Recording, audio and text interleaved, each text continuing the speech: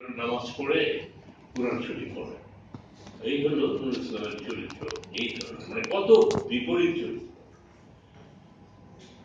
তারপরে একটা সময় আমি বলছি এই জন্য যে জহিরানের সব পেপার গুলোর সঙ্গে আমি জড়িত, আমি করতাম তার অভিনয় মানে আর্টিস্টদেরকে অভিনয় শেখাতাম বলে পুরোটাই জড়িত রাজ্জাকের ওই সময়। আমার নিজের নামে রাজ্জাকের ছবি কম, কিন্তু জহিরানের ইউনিটে যতগুলো ছবি হয়েছে সবকটা ছবিতেই রাজ্জাক জড়িত। একবার মনে হলো যে রাজ্জাক সাহেব জহির ভাইয়ের ইউনিটে থাকবে না। আমরা যতগুলো কলাকুশলী ছিলাম সবাই এসে আমাকে ধরলো যে স্ক্রিপ্ট আপনি লেখেন, রাজ্জাককে যেভাবেই হোক মানে আমাদের ইউনিট থেকে যেন না যায়, জহির ভাইকে আপনি বোঝান, আপনি একটা স্ক্রিপ্ট তৈরি করতেন।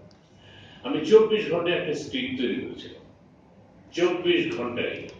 যদিও শরৎবাবুর রামের সুমতি অবলম্বনে, রামের সুমতির বয়স ছিল ছোট আর ওই রাজ্জাকের বয়স তখন ওই রকম। ছবিটির নাম ছিল দুই ভাই। আমরা মাত্র 13 দিনে করেছিলাম, যাতে ইউনিটে কোনো গন্ডগোল না হয়, যাতে রাজ্জাক সরে না যায়। আজকেই বলছি, এই প্রথম বলছি, রাজ্জাক বাদ না পড়ে তার জন্য আমরা 13 দিনে দিন রাত, বিশেষ করে আমি, জহির ভাই আমাকে জিজ্ঞাসা করেছিল যে 6টা ইউনিট কি লিখেছেন। আমি বলছি হলিউডের ছবি থাকে না, first unit, second unit, third unit, fourth unit, এইভাবে আমরা 6জন পরিচালক এই ছবিটি করবো, খুব তাড়াতাড়ি করবো। একটি দৃশ্যের কথা আপনাদেরকে বলি, হয়তো একটা সুযোগ আসবে, আমার বয়স আসবে কিনা, লেখার মতো সময় পাবো কিনা আমি জানি না, সেটি সবাই জানা দরকার। কেউ বলেনি রাজ্জাকের প্রয়াণ হওয়ার পর থেকে কথা কেউ বলেনি, জানেও না। দেখেন শিল্পী কেমন হয়।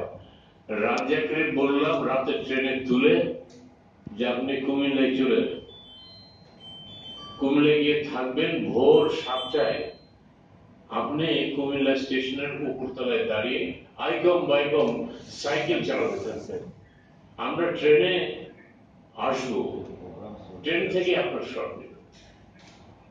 আমি আর অন্যরা ক্যামেরাম্যান, আমরা ট্রেনের ভিতরে ঠিক 7টা থেকে 7:15 ট্রেনটা ইন করছে, আমরা ক্যামেরা ফ্রেম করে দিচ্ছি যে রাজ্জাক আইকম মানে লিপসের ব্যাপারে আইকম বাইকম করছে। এখন কি কেউ পারবে এরকম টাইমিং ঢাকার থেকে? তো হবে না। তো রাজ্জাক এইভাবে, আমি রাজ্জাকের কথা বলি, সঙ্গে জহির আহমের কথা বলি, শেষ পর্যন্ত জহির আহম তাকে জীবন থেকে নিয়ে কাজ করেছে। এটাই জহির আহমের শেষ ছবি, মানে আমাদের মূলধারার চলচ্চিত্রে। এরপর তুমি উপরে গিয়ে স্টপ জেনোসাইড অনেক ডকুমেন্টারি করেছে। এই যে রাজ্জাকের পিছনে এতটা পরিশ্রম জহির আহমের, আপনারা তো সবাই জানেন জহির আহমেদ কে ছিল, কেমন ছিল, এবং তার হাতে একটি নায়ককে নির্মাণ করা হয়েছে, উনি নির্মাণ করে গেছেন। তখন নায়ক রাজ্জাকের প্রতিভা এতই বিস্ফোরিত হয়েছিল যে তখন বাণিজ্যিক ব্যবসায়িক যারা প্রযোজক পরিচালক ছিল তারা বাধ্য হয়েছে রাজ্জাককে নিতে। রাজ্জাকের মানে এই রাজ্জাক তখন এত মাঝখানেই, মানে আপনার বেহুলার পরেই আমরা আরেকটা ছবি করলাম, সেই ছবিটি আমি আর নুরুল হক বাচ্চুর নামে গেল। ছবিটির নাম হলো আগুন নিয়ে খেলা, এটা আমার লেখা ছিল সবে। সেটাতে রাজ্জাক রোমান্টিক হিরো হিসেবে খুব ক্লিক করলেন নাকি। এর আগে তো লক্ষিন্দর মানে 10-12টা 13টা 14টা সিকোয়েন্স করার পরে লক্ষিন্দর মারা যায়, তার লাশ নিয়ে ভেলায় যেতে যেতে সেই ইংরেজ সহবর্ত বেহুলা চলে যায়, সে তো একটা বিগ মিথ। তারপরে সে আনোয়ারা করেছে, আনোয়ারাতে জহির আহমেদের খুব সুনাম হয়েছে, রাজ্জাক অতটা সুনাম পায়নি। থার্ড ছবি আগুন নিয়ে খেলা এসে মানে ভয়ঙ্কর ভাবে সেই রোমান্টিক হিরো হিসেবে ক্লিক করলো। হিরো হিরোইন ছিল রাজ্জাক, সুজাতা। তো যাই হোক, প্রথম জুটি ছিল রাজ্জাক সুজতা। আমরা রাজ্জাক কবরী বলি, রাজ্জাক কবরী অনেক পরে, রাজ্জাক সুচন্দ্র জুটি ছিল তখন খুব বিখ্যাত বেহুলা থেকে। তো এইভাবে রাজ্জাকের জার্নি, জহির আহমের ঘর থেকে, দিকে গাঙ্গুলির জেল থেকে, এফডিসি থেকে তার জার্নি, নায়কের জার্নি শুরু হয়েছিল। দীর্ঘ এত বছর সে চলচ্চিত্রে কাজ করেছে এবং আমাদের ইউনিটে থাকার পরে রাজ্জাকের একটি ব্যাপার হচ্ছে যে শিল্প কি, সাহিত্য কি, এই জিনিসগুলো ওর ভিতরে ঢুকে গিয়েছে। যার জন্য পরবর্তী পর্যায়ে রাজ্জাক দেখেন কত বড় একজন শিল্পী, কত বড় দুইজন বিখ্যাত, এই উপমহাদেশের দুইজন বিখ্যাত নায়ক যারা মহানায়ক হয়ে আছেন, তাদের সঙ্গে রাজ্জাকও আমরা মহানায়ক বলছি। একটি জায়গায় শুধু অমিল, রাজ্জাকের প্রথম ছবিটা সুপারহিট করেছে বেহুলা, দিলীপ কুমার কিংবা উত্তম কুমারের প্রথম ছবি করেনি, এইটুকু শুধু ডিফারেন্স। এখন রাজ্জাক নায়ক, এত বাঙালি মনা ছেলে তো খুব কম ছিল।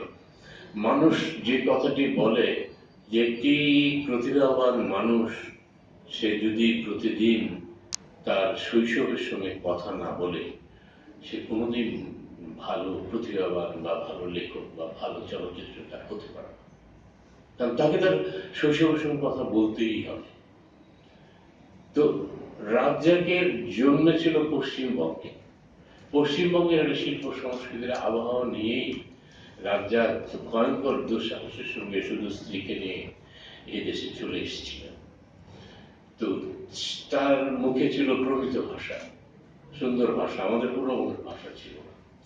তো ওই ভাষা, ওই ছেলেবেলার কালচার এবং আমাদের এখানে জহির রায়ের ইউনিট, আমরা এরা সব মিলে রাজ্জাক তৈরি হয়ে গেছিল।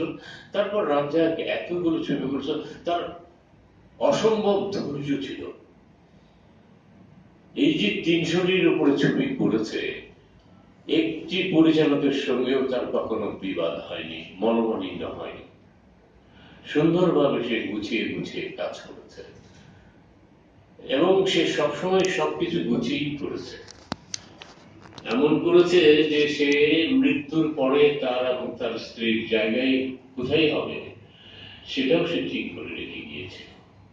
মানে এতটা গোছানো ছিল রাজ্জাক। এত মানে আমার ভিতর পারিবারিক ভাবে রাজ্জাক নায়ক পারিবারিক ভাবে। রাজ্জাক পরবর্তী পর্যায়ে এত ছবি করলো, এত সুন্দর সুন্দর। রাজ্জাকের কিছু কিছু ছবিতে আপনি রাজনীতির ছোঁয়াও পাবেন, আপনি জীবন থেকে ন্যায় পাবেন। আপনি স্বাধীনতার পরে আলোর মিছিলগুলো নারায়ণ ঘোষণিকার একটি ছবি হয়েছিল, সেখানে মুক্তিযোদ্ধার চরিত্র করেছে। আবার দেশে যখন উশৃঙ্খলতা শুরু হয়েছে তখন রংবাজ করেছে। এরকম মানে তার তো অনেক কালোত্তীর্ণ নায়ক, মানে অনেক কাল, অনেক সময়, অনেক যুগ ধরে ধরে অনেক তার ছবিগুলোতে অনেক যুগের মানে চিহ্ন পাওয়া যাবে, ছায়া পাওয়া যাবে। মানে ৫০ দশকের ছবি, ৬০ দশকের ছবি, ৭০ দশকের ছবি, ৮০ দশকের ছবি, ৯০ দশকের ছবি, পোশাকে আশাকে সবসময় একটা আলাদা আলাদা পাওয়া যাবে যুগ যুগ ধরে রাজ্জাকের ছবি দেখলে। তো এত কাল এরকম একজন নায়ক এবং কিছু কিছু কথিত মানে আমার কাছে নায়কের কাছে মানে সত্যজিৎ বাবুর সঙ্গে জহির রায়ের তুলনা করতে হয় এইরকম ভাবে যে সত্যজিৎ বাবু যখনই প্রয়োজন মনে করেছে সৌমিত্র বাবুকে নিয়েছেন, জহির রায় সাহেব তাই যখনই মনে করেছেন তখনই রাজ্জাককে নিয়েছেন। এইভাবে আমরা রাজ্জাকের মূল্যায়ন করতে পারি। রাজ্জাক নিজেও খুব কষ্টে ছিল, খুব সুখে ছিল, কিন্তু সে যখন পশ্চিমবঙ্গ থেকে চলে এসে এই দেশে সংগ্রাম করতেছিল, সে অন্য কিছু করতে পারতো, অন্য ব্যবসায় চলে যেতে পারতো, মঞ্চের নাটকেও চলে যেতে পারতো। তার মানে ওর কেমন যেন একটা ধারণা ছিল যে চলচ্চিত্রেই সে শীর্ষে যাবে।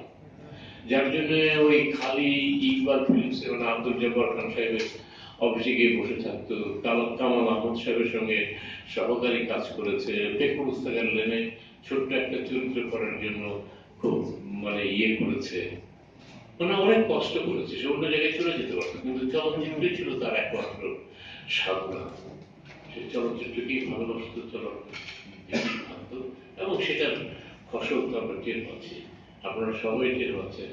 রাজ্জাক নেই, এই যে শূন্যতাটা, মানে আমাদের যে বাগান খালি হতে হতে এমন বড় ফুলটি ঝরে গেল যে এই বাগানে আর কোনো পাখি এসে বসে কিনা সন্দেহ, এরকম একটা ব্যাপার উপমা আমার মনে করছে। যে রাজ্জাক নেই মানে চলচ্চিত্রে একটা বিরাট শূন্যতা বিরাজ করবে আগামীটা থেকে। আবার সঙ্গে সঙ্গে এটাও হবে যে রাজ্জাকের মতো যদি হতে পারতাম, রাজ্জাকের মতো যদি দূরদৃষ্টি সম্পন্ন একজন অভিনেতা হতে পারতাম। রাজ্জাক অনেক অভিনেতা অভিনেত্রীকে, তরুণ অভিনেতা অভিনেত্রীকে বলেছে যে তোমরা নায়ক হও না, অভিনেতা হও, আগে অভিনয়টা শেখো, তারপর নায়ক হও। এই কথাগুলো রাজ্জাক বারবার রিপিটেডলি সবাইকে বলে গিয়েছেন। রাজ্জাক সম্পর্কে অনেক কথা, এই স্মৃতি ছাড়া তো এত কথা বলে শেষ করা যাবে না। আমি এখানে আমার বক্তব্য শেষ করছি।